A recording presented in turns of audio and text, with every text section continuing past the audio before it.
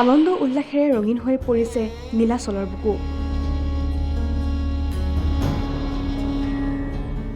সুকলমে অন্ত পৰিল অম্বুবাচীৰ মহাযুগ।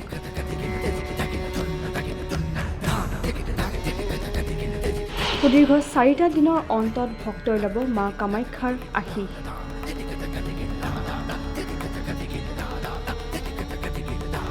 পুৱা 3:19 নিবৃত্তি অম্বুবাচী মহাযুগৰ।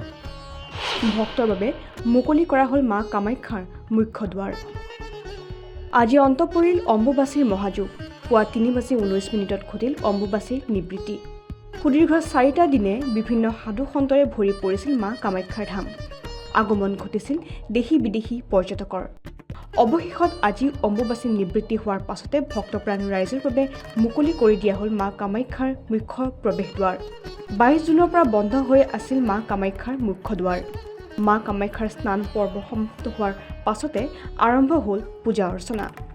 দেশী বিদেশী সাধু সন্তৰ উপস্থিতিত এক আনন্দমুখৰ পৰিৱেশে বিৰাজ কৰিছে বৰ্তমান কামাখ্যা ধামৰ চৌহদত।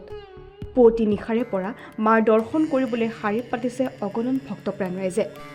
4টা দিনৰ অন্তত মাৰ দৰ্শন লাভ কৰি এতিয়া আৱেগিক হৈ পৰিছে মাৰ একাংশ সন্তান।